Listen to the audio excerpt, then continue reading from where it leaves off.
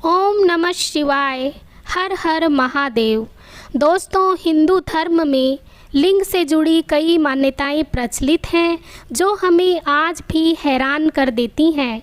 उन्हीं में से एक पौराणिक कथा में यह बताया गया है कि भगवान शिव का लिंग कटकर पृथ्वी पर गिरा था।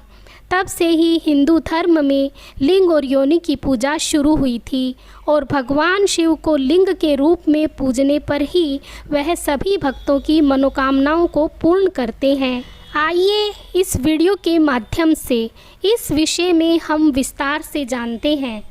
दोस्तों, शिव पुराण व लिंग पुराण में भगवान शिव के लिंग रूप की पूजा के विषय में कई उल्लेख मिलते हैं। इन पुराणों में यह भी बताया गया है कि एक श्राप के कारण भगवान शिव का लिंग कटकर धरती पर गिर गया था। तब से भगवान शिव को लिंग के रूप में पूजा जाने लगा। शिव का लिंग जिस स्थान पर कटकर गिरा था वह स्थान जागेश्वर धाम कहलाता है। पौराणिक कथाओं में कहा गया है कि भगवान शिव जागेश्वर के निकट दंडेश्वर में तपस्या कर रहे थे। इसी बीच सप्तऋषियों की पत्नियां वहां पहुंची और शिव के दिगंबर रूप पर मोहित हो गई। सप्तऋषि अपनी पत्नियों की खोज में वहां पहुंचे। उन्होंने पहचाने बिना नाराज होकर शिव को लिंग पतन का श्राप दे दिया। इससे ब्रह्मांड में उथल पुथल मच गई। बाद में देवताओं ने किसी तरह शिव को मनाया और जागेश्वर में उनके लिंग की स्थापना की गई। मान्यता है कि तभी से शिवलिंग की पूजा शुरू हुई। इस पौराणिक कथा का विस्तार इस प्रकार भी बताया गया है। जब दक्ष प्रजापति ने अपने यज्ञ में भगवान शिव का भाग नहीं रखा तो इससे क्रोधित होकर माता सती ने यज्ञ कुंड में अपना देह त्याग कर दिया था।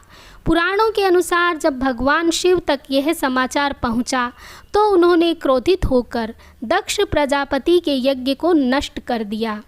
बाद में सती के वियोग में संसार में सुध बुध खोकर दिगंबर अवस्था में पृथ्वी पर इधर उधर घूमने लगे। माता सती के आत्मदाह से दुखी होने के बाद भगवान शिव ने जंगलों में भस्म लपेटकर लंबे समय तक तप किया।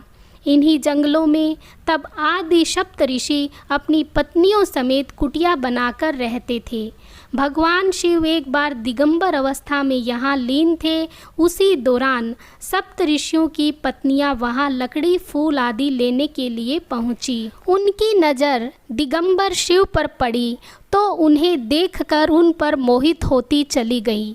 शिव तब तपस्या और ध्यान में लीन थे, इसलिए उनका ध्यान इन सब बातों की ओर नहीं गया। दूसरी ओर ऋषियों की पत्नियां काम के अधीन होकर वहीं मूर्छित होकर गिरती गई। बहुत देर तक सभी ऋषि पत्नियां कुटिया नहीं लौटी तो सप्तऋषि उन्हें खोजने के लिए निकल पड़े।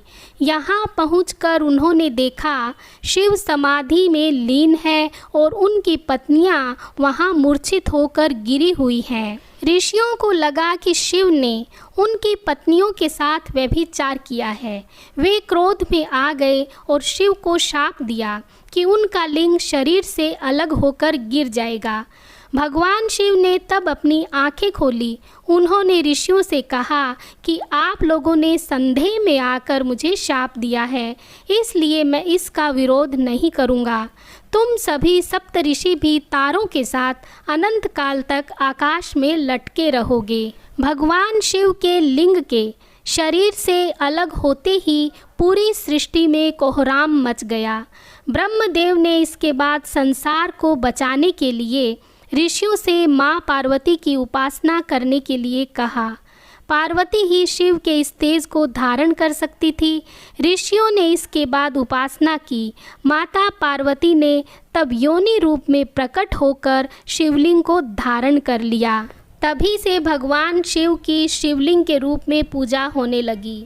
पौराणिक मान्यताओं के अनुसार सबसे पहले शिवलिंग का पूजन जागेश्वर से ही प्रारंभ हुआ। जागेश्वर धाम उत्तर भारत के प्रमुख शिव मंदिर के रूप में प्रतिष्ठित है। मान्यता है कि यहाँ शिव जागृत रूप में विद्यमान है।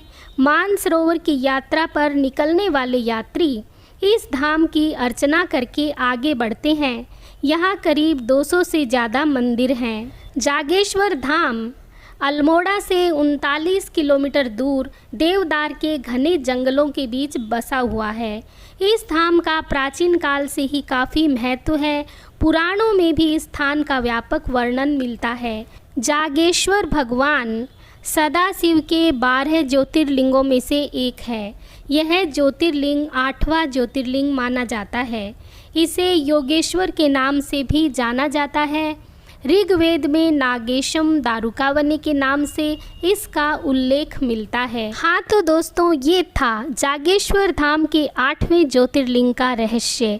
दोस्तों, यदि आप भी शिव भक्त हैं तो कमेंट बॉक्स में हर हर महादेव ज़रूर लिखें। वीडियो पसंद आया हो तो लाइक और शेयर कर दीजिए। चैनल पर नए हैं तो प्लीज़ मेरे चैनल को सब्सक्राइब कर दीजिए। और हाँ, बेल आइकन प्रेस करना भी ना भूलें ताकि आने वाली सारी वीडियोज़ की नोटिफिकेशन आपको मिलती रहे। धन्यवाद। जय श्री कृष्णा। हर हर महादेव।